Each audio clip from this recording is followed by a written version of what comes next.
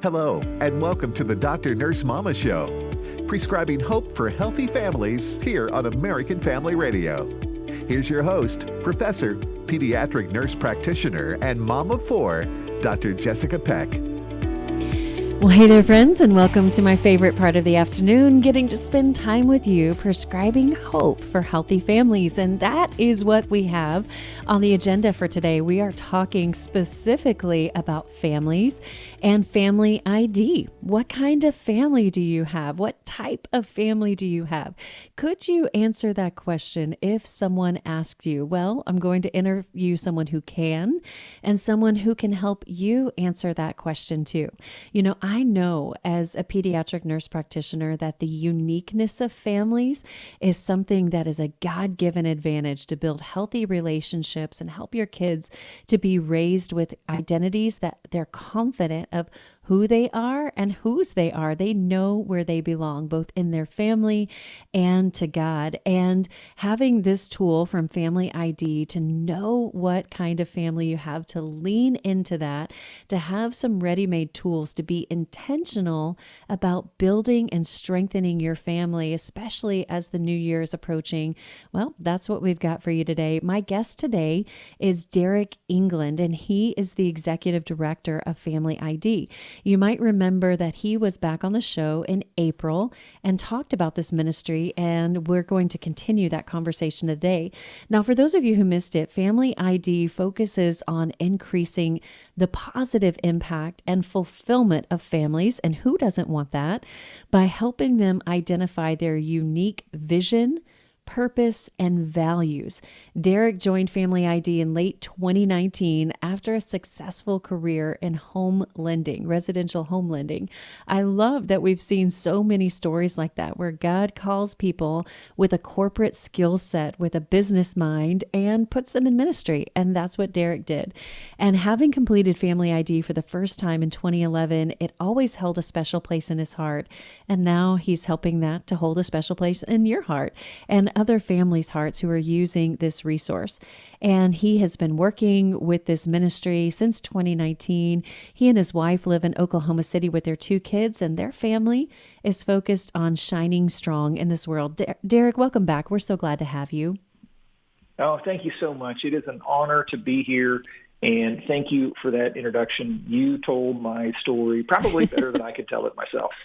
Well, you told it great back in April. And maybe for those who missed it, why don't you just tell them a little bit about Family ID? Make sure we're all on the same page and everybody knows about this great resource that's available. You bet. So Family ID is a great organization. It began in 1997 by Greg and Rhonda Gunn. It came out of their Sunday school class, and the pastor had asked Greg, hey, have you done your annual family planning retreat? And Greg was a super planner, owned a financial services company, and he was planning and intentional in the office, but not so much at home. And so they began to walk their Sunday school class and other groups through this process of planning and having vision and identity and purpose and direction for their families. And Gina, my wife, and I, we ran into it, and it was incredible for us. Our kids were young, 2 and 3 at the time, and it was the right thing at the right time for us, and it helped us to identify who we were called to be as a family and to put purpose and direction around that so that we can live with purpose, on purpose, and stay inside the guardrails that God has for us to continue us moving in the right direction. Kind of like if you've ever gone bowling and they put up those bumpers to make sure everybody gets a strike. That's what I think it is. Core values help us stay focused. We can move forward even if we're bouncing inside the bumpers. I'm not ashamed to use the bumpers for sure. I'm terrible at bowling. So I'd say, put them up. I'll take all the help that I can get. And I had shared back in April, Derek, that I took this family assessment that was online and sent it to all of my kids who are teenagers and young adults and my husband.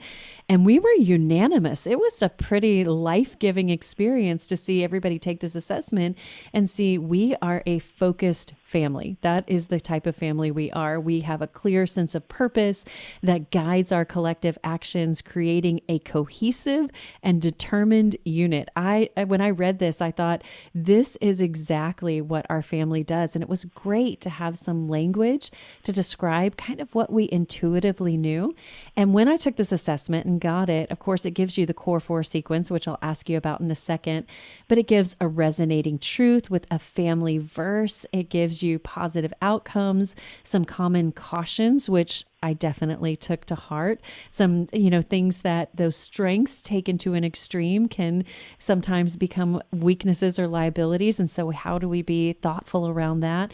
It gave us some specific steps for impactful action and even a family mascot, a family quote, and a family anthem. So how do families get online and find out what type of family they are? And tell us about the core 4 and how this impacts our family ID. Sure. So the easiest and best way to access it is family-id.com. And there's a giant button, and it says Take the Assessment. And what it is we created this tool.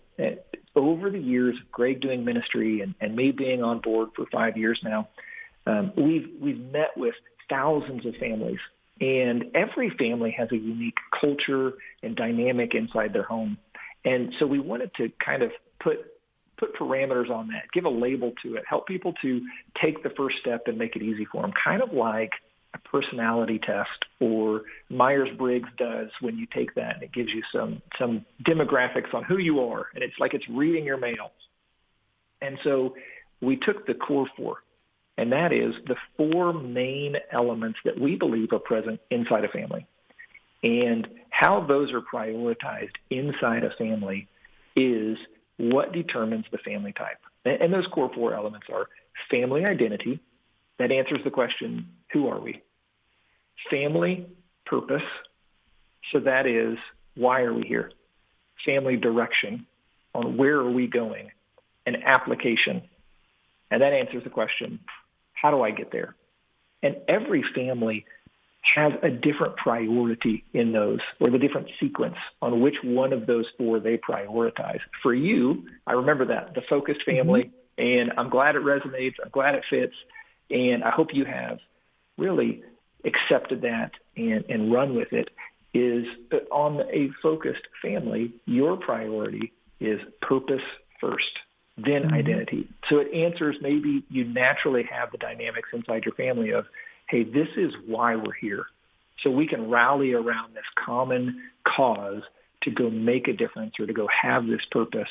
And as you do it, you move through those priorities of the core 4. This is our purpose. This is who we are. This is where we're going long term. And this is how we get there.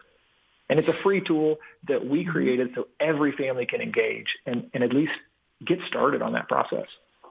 Well, tell us about some of the other different kinds of families, because it was interesting. You and I talked last time about the differences even between our family and your family. And I think it's so beautiful, Derek, that God puts all of these kinds of families. It's really kind of a take to me on the view of different parts of the body of Christ. Like, we all have different functions and we all have different ways that we minister to the world. And like you said, mine is through purpose. And I mean, it really did resonate so deeply. I'm like, yep, that's exactly what I've taught them. Everything that we do has purpose. And they did even enjoy, my husband was appreciative that our mascot was a wolf and thinking about us being a wolf pack and having teamwork. But tell us about some of the other different kinds of families. Absolutely. And so we've kind of bucketed them inside those core 4 elements, or which one of those elements, which one of those principles is the highest priority. So I can take strategic family. For example, their sequence is direction first. So this is where we're going, and then it's purpose, and then identity, and then application. And so the strategic family is just that. They deliberately nurture communication, and they excel in planning for the future and navigating the best path forward. And we do. There are some cautions and actions and strengths for them. Strengths are obviously, hey, direction and purpose. This is where we're going, and this is why we're getting there, and these are the movements. The weaknesses, or the cautions, some of the cautions that they have inside their family, is an analytical approach can become over-analysis. If you've ever heard paralysis by analysis, yes. that's probably, that's a caution inside a strategic family. Hey, are we taking the absolute best action? Well, sometimes some action is better than no action, even if it's the wrong one. Or we could float over to you're right, we are the harmonious family. So for us, identity is the top priority, and relationship inside the home is one of our core focuses. But again, with that, there's a caution. We have to make sure that if we're focused on us, that we have an outward focus, and that we don't just get focused or just get complacent on being us and our relationships. We have to consciously work to build strong relationships outside the home. So when we created the 16 families, it was created with another teammate here at Family ID, John. He helped a lot on it. And we started with 12, and we were kind of grouping them together. And then we went to 24, and we said, okay, I think that's too many. And then we ended up at 16 and broke down that. So each of the 16 have strengths and weaknesses. And there is no hierarchy as to you move up the food chain to eventually hit this top family type. It is, and I think you're right, Jessica, it is describing the body of Christ on that, hey, every family has strengths and weaknesses, and every family is unique, and therefore it's okay to embrace that uniqueness and embrace your eliteness. Hey, what makes you unique and special, and what makes you really, really good? And live in that eliteness and get a step forward in that so that you can, and that's the purpose of our ministry and really the purpose of that assessment. The assessment is just a tool so that we can build relationship inside the home. We can disciple to the next generation, and we can root that discipleship in identity and vision. Hey, if this is who we are, then what's the long-term vision for our family? And what's God calling us to do? Because so many families lack that vision. They take it day by day. They just kind of apply what's in front of them. They deal with the circumstances and situations as they come, but they don't have a direction and a long-term vision as to where they're going. And when they don't know who they are, they don't know where they're going. I say it often that I can't remember if I mentioned it back in April, but one of the greatest, things or aspects that a family applies the greatest vision to is a family vacation. A family vacation is so easy to apply vision to because you know exactly where you're going. You know exactly when you're going. You typically know how you're going to get there. You know what you're going to do when you're there. And you have a budget. But we don't apply any of those tools or concepts to the rest of our life. And so we take it just haphazardly instead of applying this long-term vision to our family and to say, okay, who are we? Where are we going? When are we going to get there? How are we going to get there? What are we going to do when we get there? What are we going to do along the way? And what's it going to cost us? In money, in time, in relationships, in investment, in work. What's it going to cost us to get to where God is calling us to go long term? I so appreciate that perspective, Derek. And I think, in today's day and age, we have the comparison that happens with social media, and we're looking at the composition of other families. We're looking at how they spend time together, where they go on vacation, what kinds of things they're doing together. And there's this subtle pressure that, we have to look like that family, like we have to have the relationships like them or take vacations like them or do, whatever it is that we admire. But I really wish that we would lean into our own uniqueness and calling. That is really what gives kids a sense of identity and confidence to live out the way that the mission that God has given them with the personality and temperament that they have. Well, when we come back, we'll talk a lot more about that, and we'll talk about the Family ID prayer and goal journal, a way that you can live with purpose in 2025. We still have plenty of time for you to plan and be intentional. And wouldn't that be great to be intentional about who your family's going to be next year? We'll tell you how when we come back after this break. how much control, unfortunately, the executive office does have to direct a lot of these procedures in terms of amnesty, what they can do, even though Congress needs to step it up. And we know constitutionally they should be making sure that the law reflects the American position, but law enforcement is the executive branch. And if you're not enforcing the law, then the law is merely just on paper. Jenna Ellis in the morning, weekdays at 7 Central on American Family Radio. We're going to dig a little deeper into the verse we started with, Matthew 6:24 and a few others. We cannot serve God and money. That generosity is a key piece of this as well, isn't it? I think about what Ron Blue, the author, says often, and that is that giving actually loosens the grip that money can have over our lives. Faith and Finance with Rob West, weekdays at 9 a.m. Central or on the AFR app. There have been people in our nation who have been pining for wickedness. As we read through Romans 1, you see over and over, God gave them over. God gave them over. But what is happening is evidence of abandonment. We need to understand that that is included within the wheelhouse, if you will, of God judging a people. Join Abraham Hamilton III on the Hamilton Corner, weekdays at 5 p.m. Central on AFR. How do you deal with it when the person that you're caring for doesn't show gratitude? We're not in bondage to other people's gratitude. He came with no thought of our gratitude. He loved us while we were enemies. Who are we to withhold that which was given so lavishly to us? Join Peter Rosenberger on Hope for the Caregiver, Saturdays at 7 a.m. and Sundays at 10 p.m. Central on American Family Radio.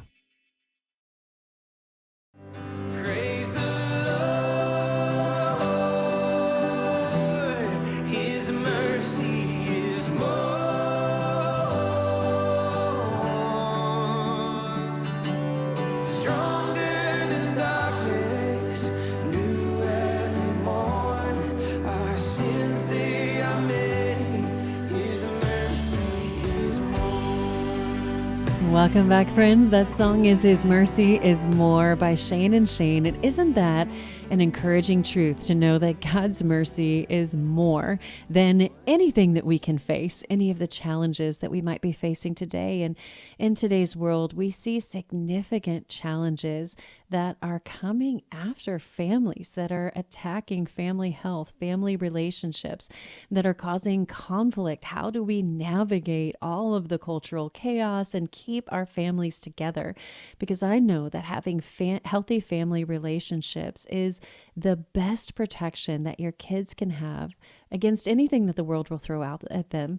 If they know they have someone who has their back, they know where they belong, they know to whom they belong, not only to your family, but to God, they are going to be stronger and better equipped to face the challenges that are coming at them in today's world. We're talking today with Derek England, who is with Family ID. Now, we were talking before the break about what kind of family you might be.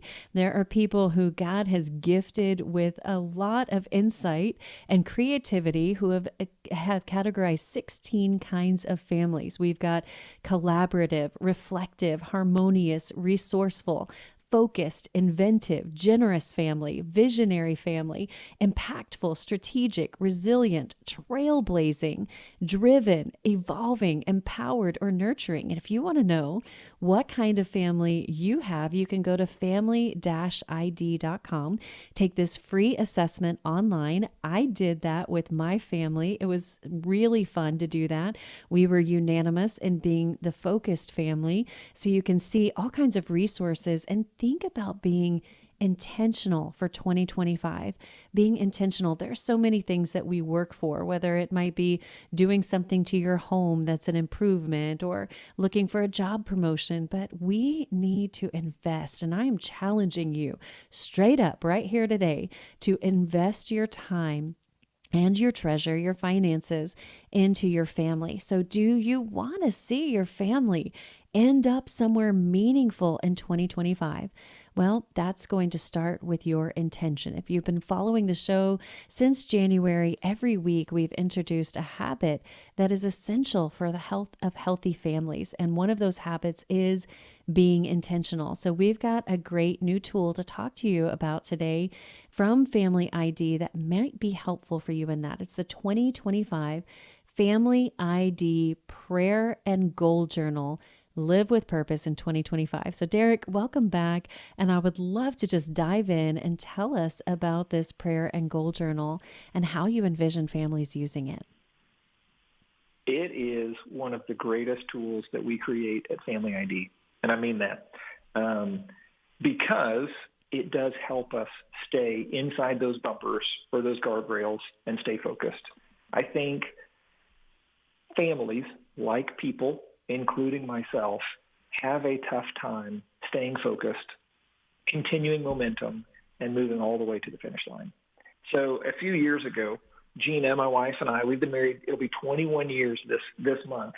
And many of those years, we'd set goals, we'd work towards them, and then somewhere halfway, 3/4 through the year, you kind of forget about them. And she came up with she's like, I wish there was something, it was kind of a goal journal or a prayer journal. And so she and I started to work on it back and forth. And the only direction she gave me, which was helpful direction, was, babe, please don't make it like this once a day, 365 days a year, kind of just don't do that. Because the last thing anybody needs is one more thing to do. And so it is really simple. It's a beautiful little goal and prayer journal that for us lives on our dining room table.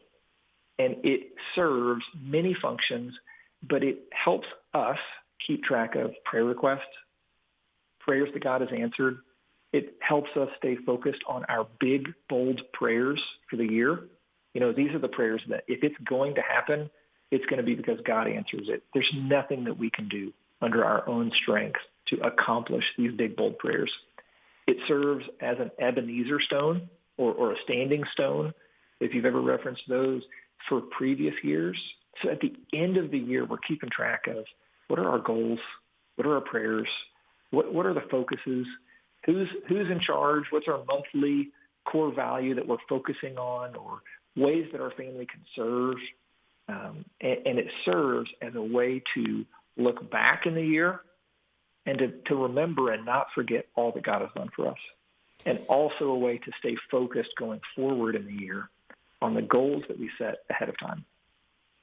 I love that. Right now, my husband and I are doing a Bible study of Exodus, and we're following the journey of the Israelites as they leave Egypt and they, go out into the desert. And it's just, it's humorous to watch and read that from the outside, Derek, where you're reading about the ways that God is faithful, doing these supernatural, incredible, miraculous things. And it seems like, every other day they're like, yeah, but that was yesterday. Where are we going? What are we doing? What are we going to eat? What are we going to drink? And I think having those milestones and remembering what God has done, we are such fickle creatures as humans, Derek, and we forget what God has done, and we feel these challenges that come across our families, and we do the same thing. We might read, like I'm reading in the Bible, Exodus, and feeling a little judgy, like, oh, those Israelites, I can't believe that they forgot what God did. But God has done equally miraculous things in our own lives, and we forget about that. And I think having those, looking back and remembering and giving God credit for that. Sometimes we pray about things, and then when God answers that prayer, that situation resolves, we just kind of move on. Like, okay, great, that's not a problem anymore.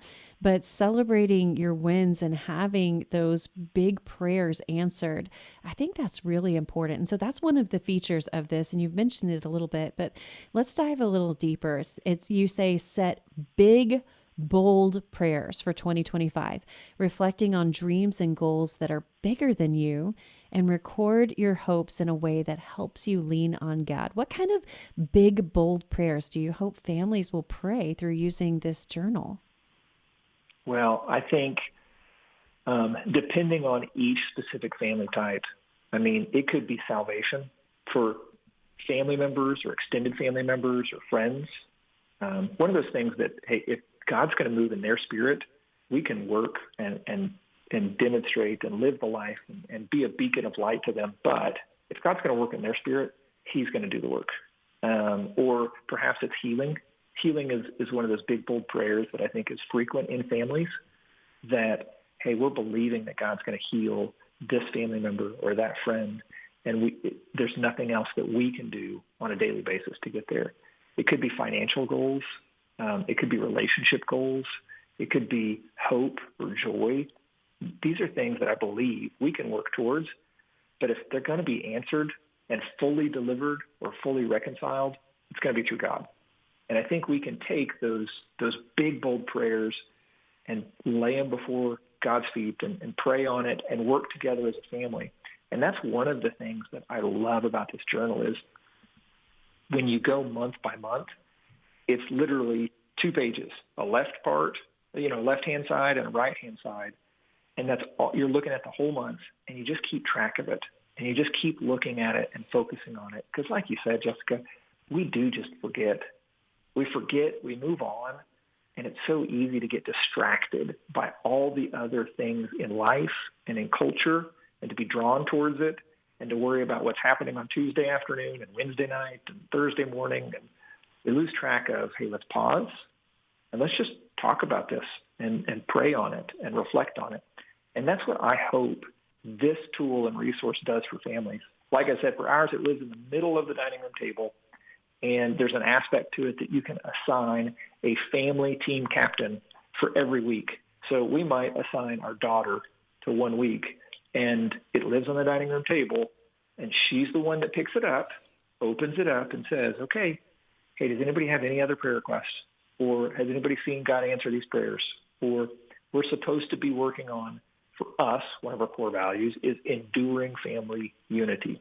So let's say that was the core value for the month that we decided to focus on. Hey, has anybody seen our family have unity this month? Let's remember that, write that down. And then we use it at the end of the year. We have a praise party inside our home, and everybody comes up with the things that, hey, what are some of your greatest praises for the year? And we can dig back through that journal and look at all the things that happened. Hey, what are some of the greatest things that happened? Even just fun times. Oh, yeah, I remember that birthday party or that trip or this or that. And it serves for us to not forget and to remember and look back. And then we put it up on the shelf.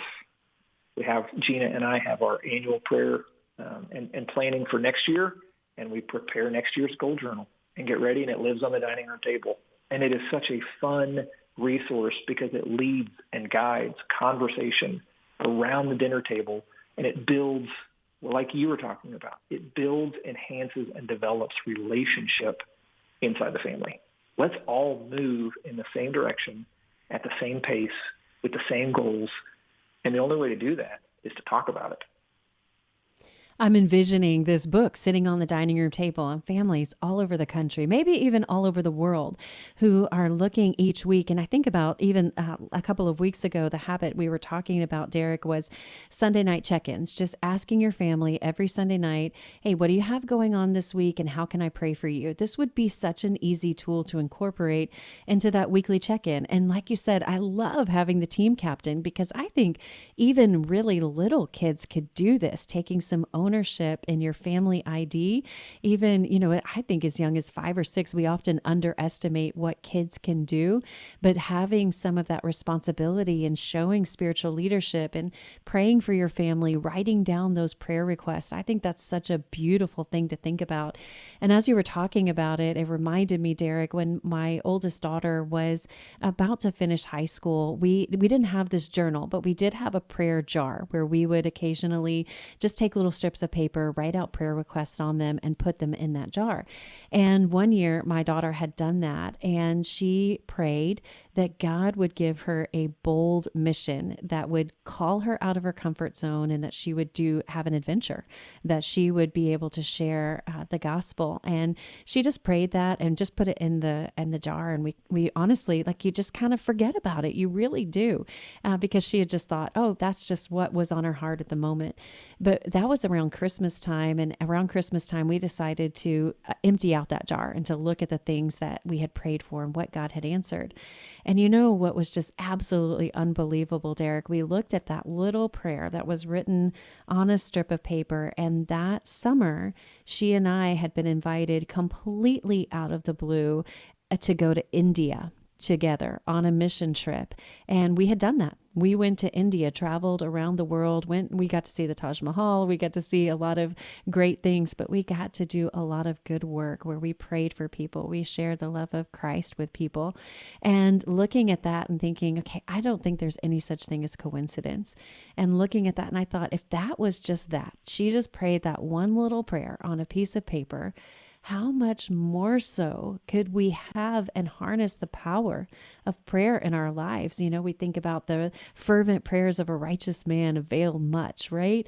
And thinking about how are we being intentional and praying for our family. So I love this. And you said it's for families of all stages. So talk about what that would look like, and for families with kids or without kids, or just families of all ages and stages. What would that look like for them? Well, I agree with you 100%. And I think for all families, because a family is what God creates. You know, there are families that are just husband and wife, and maybe God hasn't blessed them with children yet, or maybe God's plan is not for them to have children, because they are a family. If they have kids, kids are a welcomed addition to that family. Or maybe on the other end of the spectrum, it's grandparents that their kids have left. Have families of their own, and they have grandkids in other homes. And this is perfect because it plays into our whole focus. And that is, who did God create you to be? And what is your identity, your purpose, and your direction? Well, let's write that down.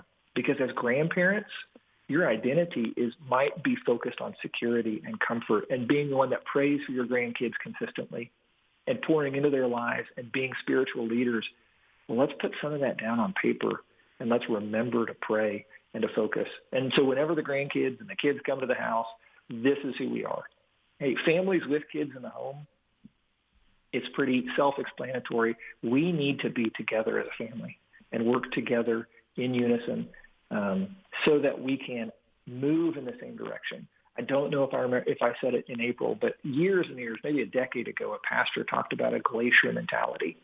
And a glacier moves consistently in the same direction, under pressure, over time.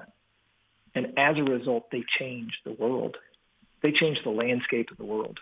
And so we as a family need to move consistently in the same direction, under pressure, over time, and we'll change the landscape of the world. And the only way to move in the same direction, under pressure, over time, is to have unified goals and direction that's written out that we talk about and revisit. So let's do that as a family. Or if it's a couple that hasn't had children yet, or it is just going to be husband and wife working together, then let's see who God called them to be and what their purpose and direction is. Maybe it's not assigning kids as a team captain, but maybe it's having an impact in society or their friends or extended families and nieces and nephews. Because if we don't have a plan, we know it. Proverbs says, where there is no vision, the people perish. The people perish. So that's it. So let's put a vision down on paper, because 2025 is coming. Ready or not, it is on the way. And so I hope that families can look at this and say, okay, let's plan 2025 like we plan a family vacation. What are we going to do? Where are we going to go? How are we going to get there? That's it. And what are we going to invest? See, I'm right there with you, Derek. I love it. When we come back, we'll talk about more ways that your family can connect and strengthen their identity. Don't go away. We'll be right back.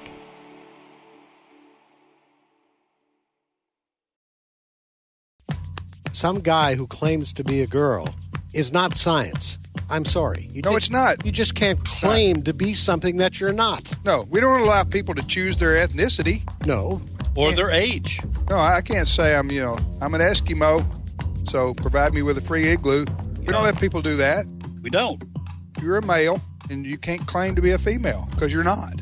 Today's Issues, weekday mornings at 11 Eastern and 10 Central on American Family Radio. Little did you know that the same legal terminology, the same legal terms that we use today, probable cause, just cause, there's multiple ways to describe it, but David uses that same terminology. How do we know what's just? Well, we know what's just by looking at God's Word. That's where we get our ultimate definition of justice from. AFA at the Core with Walker Wildman. Weekday afternoons at 1 Central on American Family Radio.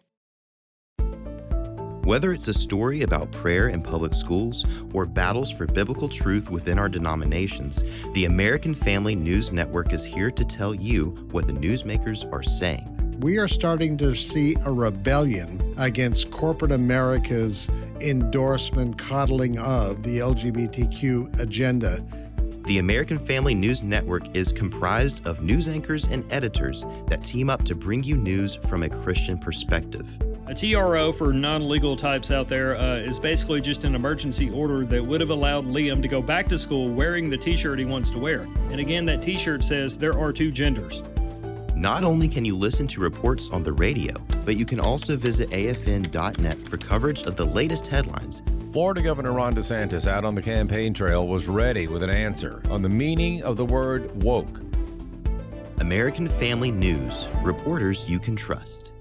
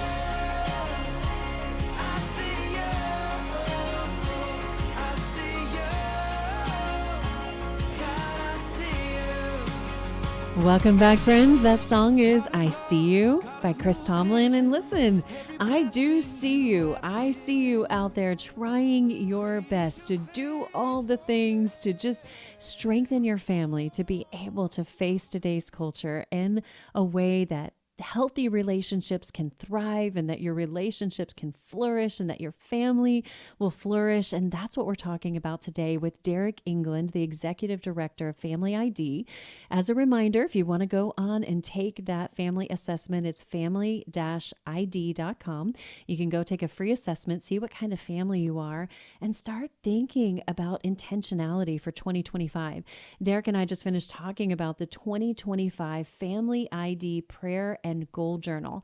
I'm telling you right here, right now, I have ordered mine. I will be doing this with my family for 2025. It's $8.99. Can you invest $8.99 in your family? And I think that's an important thing that Derek brought up, that I'm bringing up to you. We invest our money in so many other things, but how much are we intentionally investing our money and resources to help grow and strengthen our families? This is a great way that you can do, just make progress over time. Derek, you gave us such a great vision of that glacier, just under pressure. We can all agree we're under pressure, but over time, sometimes I think as families, we want that instant fix. We want that instant gratification. We want to come home and just be our little family's virtual assistant, say, how can I solve all the problems so that we don't have any today and everything's easy? But that is not real life. And so I want to talk, Derek, in our remaining time together about some of the resources that are on your website and some of the articles that you've written. And you've talked about good family habits, thinking about what good family habits do we need to start and what bad habits do we need to start, but it's to stop. But it's those habits over time that will get you progress, not perfection. So Derek, why do good family habits matter? Great question. And I love that you are so focused on habits, because I believe that discipline leads to freedom. Gina read that in a book a long time ago. It's something that our family says often. Discipline leads to freedom. Or I've heard it said, hey, the fruit of discipline is freedom. And please don't mishear me. That's not disciplining your kids in the family. That is self-discipline or personal discipline. And I believe that applies not only to an individual, but to the family. Because habits our identity, our behavior, and our lifestyle is the culmination of all of our habits. And so I think starting good family habits help grow and build relationships so that we can have freedom in the family. Hey, if there's strong relationship, then we don't have to set as many rules or regulations in the family. Because I believe, I've heard it said to me, and we say it often in Family ID, is that teenagers don't rebel against authority. They rebel against the lack of relationship. Because every teenager has a favorite coach or counselor or teacher or mentor. If they rebelled against authority, they would rebel against all authority. But really, they're rebelling against the lack of relationship. And so as family, if we can start those good family habits, then we're building strong relationship inside the family. And you said it earlier in the show about protecting our kids from outside. We can't isolate our family from the world, but we can insulate our family against the world. And every little habit makes that big difference. I love what you said about lifestyle as the culmination of our family habits. I wrote that down. And you're so right. They don't rebel against authority. They do rebel. Rules without relationship leads to rebellion. We've all heard that said before. But Derek, I was just thinking about that. And I've got, of course, 4 kids, 2 who are young adults and 2 who are in high school. And I was having a conversation one day with a mom, and I realized that she asked me about my kids' curfew. And it kind of took me aback. And I thought, oh, we don't have that. There's no such thing as a curfew in our house. And they say, what do you mean there's no curfew? How do you not have a curfew when you have teenagers? How do they know, what time to come home? And I thought, you know what? Every outing is decided in the context of relationship. I have a good relationship with my kids, and they tell me what time they'll be home, and we have a level of trust there. And I feel like that's so much better, having that relationship, because when they go out at night, they're going out for a purpose. They're going to engage in activity, to have fellowship with their friends, to do an event. But when you just have that rule that says, okay, you have to be back by 11 o'clock, well, they're going to try to fill up all of the time so that, they can maximize that rule there. And I don't want them to have that, that, okay, you do whatever you want to do, or find something to do until 11 o'clock so that you can maximize your curfew. But it really was based on relationship. And so that's just one example of how we really don't have rigid rules here. It's just all based on mutual respect, understanding, living in relationship. My kids want to honor me when they're out. I want to honor them by equipping them to be prepared to handle whatever they're going to handle in those social situations. But one of the things you talk about here that's a good habit to have is family traditions, that they're more than just holidays or occasions. They're these everyday rituals that build connection and give your family a sense of identity. So how do you see family traditions as a good family habit? Oh, I think they are so incredibly important. I think family traditions build relationship and create trust, because kids, young kids, teenage kids, adult kids, security is one of our basic needs. And traditions build security over long periods of time because we know what to expect. Hey, I know this is going to happen at Thanksgiving. I can expect it. It's going to happen. That builds long-term trust. It goes, that's the way sports teams build raving fans, is they have traditions, they have behaviors, and they enforce and reinforce the culture. Hey, you don't show up to a football stadium and suddenly some guys start kicking a soccer ball. Whoa, hang on, I didn't pay for that. I paid for something over here. So delivering on what they promise is a way to build relationship and trust with fans. And it's the same thing in a family. Hey, traditions create security and lead to expectations, which build strengthen identity relationships, purpose, direction, and it is a foundational piece of application.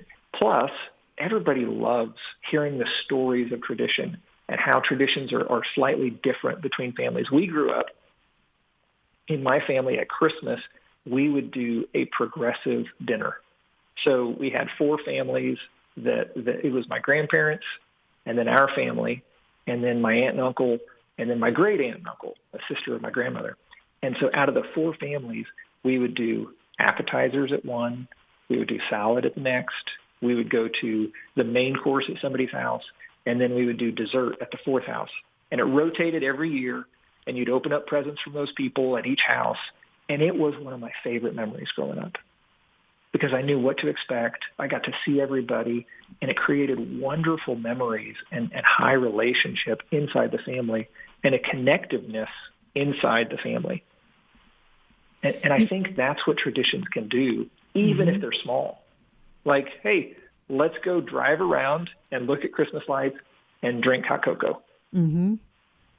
That's a small tradition, but people and families will love it because it's time together, on purpose, building relationship.